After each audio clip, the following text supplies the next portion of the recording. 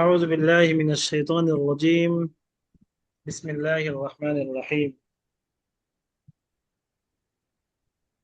আজকে আমাদের আরবি শিখি এর একটি গুরুত্বপূর্ণ দার্স হতে যাচ্ছে। আজকে দার্সে আমরা শিখব দুটি মজার বিষয়। এই দুইটি বিষয় শিখলে আমাদের আরবি ভাষা বলার এবং আরবি ভাষায় যে কোনো বিষয় সহজেই ধরার যোগ্যতা ইনশাল্লাহ অর্জন হবে। আমরা এসো আরবি শিখি থেকে 1 থেকে চতুর্থ পাঠ পর্যন্ত পড়েছি। আমরা এই চতুর্থ পাঠ এর মধ্যে যে সমস্ত ইসিম পড়েছি, যে সমস্ত বাক্য পড়েছি, এগুলো সবই ছিল পেশ যুক্ত। যেমন কিতাবুন, হাজা কিতাবুন, এটা বই। যালিকা কলামুন, ওটা কলম। হাদিহি মাদ্রাসাতুন, এটা মাদ্রাসা। তিলকা কুররাসাতুন, সেটা খাতা। এরপরে হাজা কিতাবুন জাদিদুন, যালিকা কলামুন জামিলুন, এটা নতুন বই, সেটা সুন্দর কলম। হাদিহি হাদিকতুন কাবীরাতুন, এটা বড় বাগান। তিলকা হাদিকতুন সগীরাতুন, সেটা ছোট বাগান। এই সবগুলোতে আমরা কি দিচ্ছি? পেশ দিচ্ছি, তাই তো? পেশ দিচ্ছি। এরপরে আমরা পড়েছি আলিফ লাম যুক্ত শব্দ, যেমন আল কিতাবু জাদিদুন, কিতাবটি নতুন। আল কিতাবু পেশ হয়েছে। এরপরে হাজাল কিতাবু জাদিদুন, এই বইটি নতুন, এখানে পেশ হয়েছে। তো এই যে আমরা বাক্যগুলো পড়েছি সবগুলো হলো পেশ যুক্ত বাক্য। আজকে আমরা শিখব যে শব্দ কখন জের বিশিষ্ট হয়, যে কোনো শব্দ কখন জের বিশিষ্ট হয়। তো আরবি হরফের একটা গুরুত্বপূর্ণ বিষয় হলো যে আরবি শব্দগুলো 3 ধরনের অবস্থা হবে। বিস্তারিত বলতে গেলে 4 ধরনের অবস্থা। 1 নম্বর অবস্থা হলো পেশের অবস্থা। 2 নম্বর হলো জের অবস্থা। 3 নম্বর হলো জবরের অবস্থা। আর 4 নম্বর হলো জজমের অবস্থা। আরবি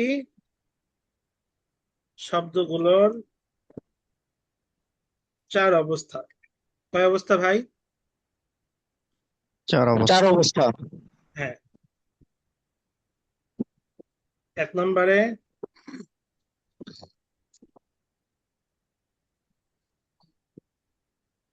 পেশের অবস্থা। 2 নম্বরে জেরের অবস্থা। 3 নম্বরে জবরের জবরের অবস্থা। অবস্থা। আর 4 নম্বরে গিয়ে হলো জজমের অবস্থা। এই 4টা হলো আরবি হরফের অবস্থা, আরবি শব্দের অবস্থা। তো এগুলোর মধ্য থেকে আমরা এই 1 নম্বরটা পড়েছি। 2 নম্বরটা আমরা আজকে পড়বো, আর বাকি 2টা এটা আমরা আরো পরে পড়বো। আরবি শব্দ কখন জের হয়? জের হওয়া মানে শব্দের শেষের হরফটা জের হবে। মনে রাখতে হবে যে আরবি শব্দগুলোর অবস্থা দ্বারা উদ্দেশ্য হলো শব্দের শেষ হরফ, শব্দের শেষ হরফ। শেষ হরফটা, এটা আমাদের মনে রাখতে হবে, শব্দের শেষ হরফ। এর অবস্থা। যখনই আপনাকে বলা হবে যে এটা কোন অবস্থায় আছে নির্ণয় করো, তখন দেখতে হবে শেষের অবস্থাটা কি, শেষ হরফের অবস্থা কি। তো দেখেন এখানে কিছু বাক্যাংশ দেওয়া আছে, আমরা এগুলো একটু জোর জোর দিয়ে সবাই একসঙ্গে পড়ি। ফিল ইলমি, ফিল ইলমি, ইলমি,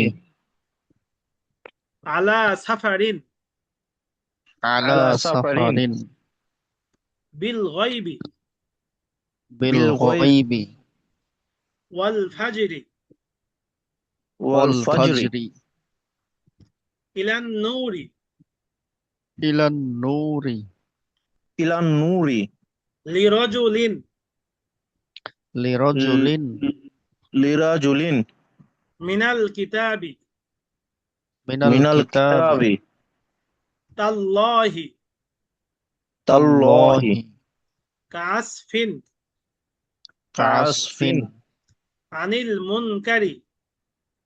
আনিল আনিল মুনকারি। এই মুনকারি। যে আমরা হরফগুলো পড়লাম, শব্দগুলো পড়লাম, এই সব শব্দের মধ্যে কিন্তু দুটি করে বিষয় আছে। একটা হলো ফি, আরেকটা হলো আল ইলমি। অনুরূপ ভাবে আলা, এরপরে হলো সাফারিন, এরপরে বি, এরপরে আল গায়বি, ওয়া, এরপরে আল ফাজরি। তাহলে দুটি পদ এখানে আছে, দুটি পদ মিলে এখানে একটা অংশ হয়েছে। তো এই যে, হুজুর, আরেকবার যদি একটু বলতেন।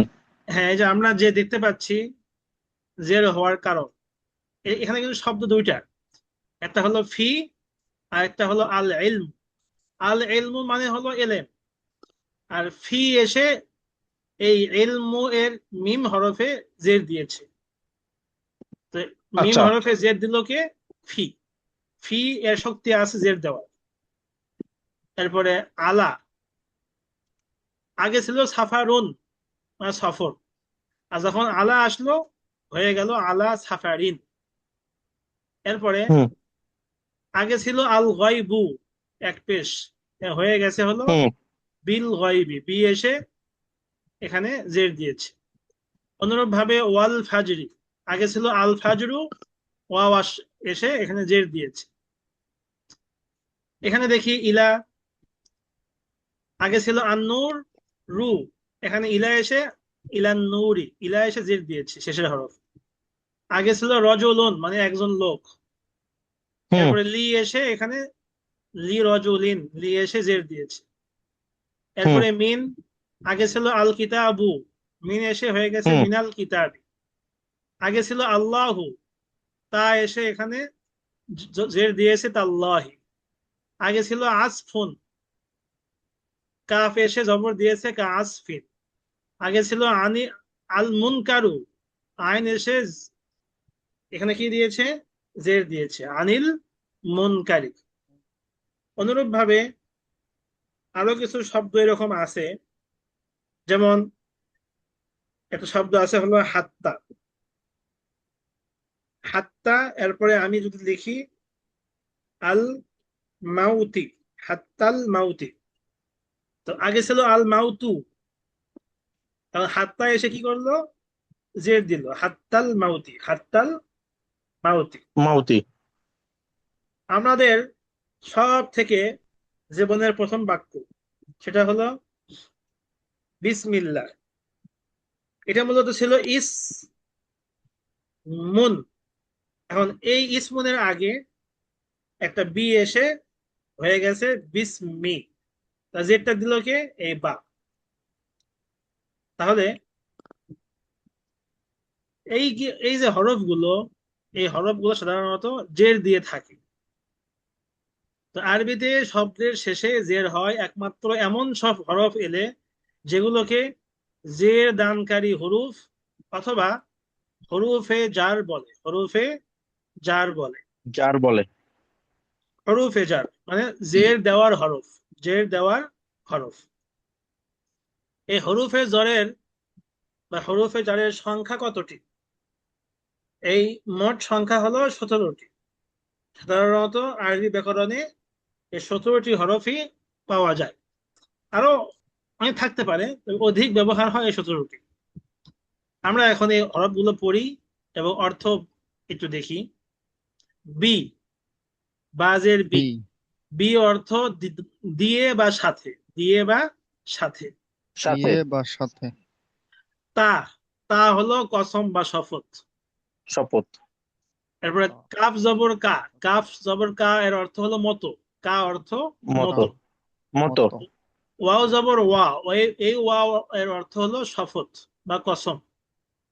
কসম বা শপথ। লি, লি মানে জন্ম, লি জন্য। জন্ম।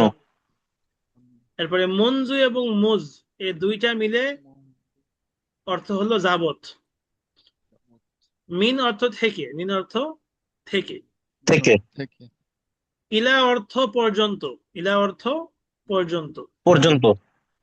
রুব্বা অর্থ খুব কম, রুব্বা অর্থ খুব কম। খুব কম।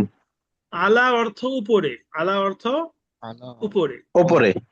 হাসা এবং আদা, এরপরে হাসা খলা। হাসা আদা খলা, এই তিনটা অর্থ হলো ছাড়া বা ব্যতীত, ছাড়া বা ব্যতীত। ব্যতীত। ব্যতীত। আর এখান থেকে ফি, আন, হাত্তা। ফি অর্থ মধ্যে, আন অর্থ সম্পর্কে, হাত্তা অর্থ পর্যন্ত। তো ফি মধ্যে, আন সম্পর্কে, হাত্তা পর্যন্ত। এই যে পর্যন্ত। শব্দগুলো আমরা পড়লাম, এগুলো সব আরবিতে হরুফে জার রহ, মানে এই হরফগুলোকে জের দানকারী হরফ বলা হয়। এগুলোর কাজই হলো আরবি শব্দের শুরুতে এসে ওই শব্দের শেষের হরফে জের দেবে। এই জন্য এগুলোকে বলা হয় হরুফে জার, হরুফে জার। যার। এখন এই শব্দগুলো যখন, এই হরফগুলো যখন শব্দের সাথে আসবে, তখন কিন্তু কোনো বাক্য হবে না, বরং বাক্যের একটা অংশ হবে, বাক্যের একটা অংশ হবে। অংশ হবে। হ্যাঁ। আর আরেকটা বিষয় হলো, এগুলোকে আমরা সংক্ষেপে কি বলবো? আমরা এগুলোকে সংক্ষেপে বলতে পারি, এগুলো হলো বাংলার যে অব্যয় আছে না, অব্যয়, এই অব্যয়ের মতো। বাংলায় যেরকম আছে যে তবু, কিন্তু, এরপরে এবং, তো ঠিক ওই অব্যয়ের মতোই এগুলো, এগুলোকে অব্যয় বলা হয়। আরবিতে অব্যয়ের সংখ্যা বেশি, বাংলা ইংরেজির মতো আরবিতে কম নয়, বরং আরবিতে বাংলা ইংরেজি ডবলের ডবল অব্যয়। তো যেহেতু আরবি হরফ বিস্তৃত, আরবি ভাষা বিস্তৃত, এজন্য এখানে অব্যয়গুলো বিস্তৃত। কিছু অব্যয় আছে যেগুলোর কাজ হলো পরের শব্দে পেশ দেওয়া, কিছু অব্যয় আছে পরের শব্দে জের দেয়, কিছু অব্যয় আছে পরের শব্দকে জবর দেয়। তো আজকে আমরা যে অব্যয়গুলো পড়লাম, যে হরফগুলো পড়লাম, হরফ মানে অব্যয়, এই হরফগুলোকে জের দানকারী হরফ বলা হয়। আমরা মাদ্রাসায় এই হরফগুলো সহজে মুখস্থ করার জন্য একটা ছড়া আমাদের বলা হয়। কি ছড়া? আমি একবার শোনাচ্ছি। ছড়াটা এরকম: বাও তাও কাফো লামো ওয়াও মঞ্জু মুজ খলা রুব্বা হাসা মিন আদা ফি আন আলা হাত্তা ইলা। বাও তাও কাফো লামো ওয়াও মঞ্জু মুজ খলা রুব্বা হাসা মিন আদা ফি আন আলা হাত্তা ইলা। এই ছড়াটা আমাদের মাদ্রাসায় এভাবে পড়ানো হয়ে থাকে। আমি যদি এটা ভালো করে লিখি এই জায়গায়, তো লিখতে পারি এভাবে, দেখেন: বা জবর বা, এটা হলো বা। তা জবর তা, এটা হলো তা। বাও তাও। তারপরে কাফো লামো ওয়াও মঞ্জু মুজ ফলা। বাও তাও কাফো লামো ওয়াও মঞ্জু মুজ খলা। এরপরে পরের চরণ হলো রুব্বা হাসা মিন আদা ফি আন আলা এরপরে হাত্তা ইলা, হাত্তা ইলা। এই হলো আমাদের ছড়ার রূপ। এই ছড়াটার মধ্যে 17টা অক্ষর আছে। সমাস পড়েন। বাও তাও কাফো লামো ওয়াও মুনজু মুজখলা। বাও তাও কাফ লামো অ মুনজু মুসখলা। রুব্বা বাও হাসা তাও কাফো লামো ওয়াও মুনজু মুজখলা। ওয়াও মুঞ্জু মুসখলা। রুব্বা হাসা মিন আদা রুব্বা হাসা রুব্বা মিন হাসা আদা মিন আদা ফি আন আলা হাত্তা ইলা। ফি আন মিন আলা আলা হাত্তা হাত্তা ইলা। ইলা। তো এগুলো আমাদের আমাদের এই সিরিয়ালে মুখস্থ করলেই মোটামুটি হয়ে যাবে। বাও তাও কাফো লামো ওয়াও মুনজু মুজখলা রুব্বা হাসা মিন আদা ফি আন আলা হাত্তা ইলা। তো এই হুজুর 17টা আজকে হরফ। ক্লাসটা রেকর্ড দিতে হবে, নাইলে হুজুরের কবিতা মুখস্থ করতে পারবো না। সমস্যা নাই, আমরা মুখস্থ করার জন্য কবিতা দিয়ে দেবো ইনশাল্লাহ। তো এই হলো আমাদের এই শব্দগুলো। তো এই শব্দগুলোর একটা নির্দিষ্ট অর্থ আছে, এই হরফগুলোর নির্দিষ্ট অর্থ আছে। বাও তাও বা মানে বাজের বি, বা জবর বা না, কিন্তু বাজের বি, বি অর্থ দ্বারা। হুম তা মানে হলো শপথ। কাপ মানে মতো। হুম লাম মানে লি, লি মানে জন্ম। ওয়াও মানে শপথ। মঞ্জু মুজ যাবত। খলা অর্থ ছাড়া। রুব্বা অর্থ খুব কম। হাসা অর্থ ছাড়া। মিন অর্থ থেকে। আদা অর্থ ছাড়া। ফি অর্থ মধ্যে। আন অর্থ সম্পর্কে। আলা অর্থ উপরে। হাত্তা অর্থ পর্যন্ত। ইলা অর্থ দিকে। এগুলোর আরো অনেক অর্থ আছে। তো এখানে এই অর্থগুলো ব্যবহার করা হবে। সবগুলো হরফ ব্যবহার হয়, তবে বেশি ব্যবহার হয় এই কয়টা হরফ। বা থেকে শুরু করে নিয়ে এই চ্যাপ্টার, এই দিকে যেটা আছে, এগুলো ব্যবহার হয় খুব বেশি। এই পাশের এই কয়েকটা, বি জি। কা লি মিন ইলা আলা ফি আন হাত্তা। আন এগুলো বেশি ব্যবহার হয়। তো এখন আমরা এগুলোর ব্যবহার কেমনে করব, এটা আমরা দেখি। যেহেতু হরফে জর যে শব্দের শুরুতে আসে ওই শব্দকে বলে মাজরুর। তাহলে এখানে দেখেন দুইটা বিষয়, একটা হলো হরফে জর আর একটা হলো মাজরুর। হরফে জর মানে যে হরফটা এখানে আছে, আর মাজরুর মানে যাকে জের দেওয়া হলো, যাকে জের দেওয়া হলো। তাহলে সবাই বলেন দেখি, ইলান নূরি, এখানে হরফে জর কোনটা? ইলা। ইলা। ইলা। আর আন নূরি এর নাম কি? মাজরুর। মাজরুর। এর নাম হয়ে গেছে এখন মাজরুর। মাজরুর মানে জের যুক্ত। যাকে জের দেওয়া হয়েছে। হ্যাঁ, যাকে জের দেওয়া হয়েছে। তো ইলা অর্থ আপনার, ইলা হলো হরফে জর আর আন নূর হলো মাজরুর। এর পরিভাষা, হরফে জি। জর যে শব্দের শুরুতে আসে ওই শব্দকে মাজরুর বলে। জর ও মাজরুর মিলে একটা অংশ হয়, পূর্ণ বাক্য হয় না। আমরা এখন পূর্ণ বাক্য এখানে তৈরি করব। তো দেখেন, পূর্ণ বাক্য আমরা তৈরি করি।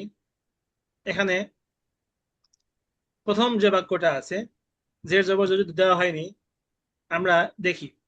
আল আয়াতু, আল আয়াতু। আয়াতি। আল আয়াতু অর্থ আয়াত, আয়াতটি। লিন্নাসি, লি আন্নাসি, মানুষের জন্য। আল আয়াতু লিন্নাসি, আয়াতটি আল মানুষের জন্য। আয়াতুল নাসি। আয়াতটি মানুষের জন্য। জন্য। ফিল কিতাবি, কোথায় আছে? কিতাবের মধ্যে আছে। তাহলে কিতাবের আল মধ্যে আছে। আয়াতু লিন্নাসি ফিল কিতাবি, আয়াতটি মানুষের জন্য কিতাবের মধ্যে আছে। তো কোরআন শরীফে যতগুলো আয়াত আয়াত আয়াত আছে সব তো কিতাবের মধ্যেই আছে। এই আয়াতগুলো কাদের জন্য? নিশ্চয় মানুষের কল্যাণের জন্য। জন্য। এগুলো হলো সরাসরি কোরআন শরীফ থেকে উদাহরণ। আমরা যদি কোরআন শরীফ থেকে উদাহরণ না দিয়ে বাস্তবিক জীবন থেকে উদাহরণ দিই, তাহলে আমরা দেখি। আমি এখানে একটা উদাহরণ লিখছি, সবাই দেখেন। আমরা আগে পড়েছি যে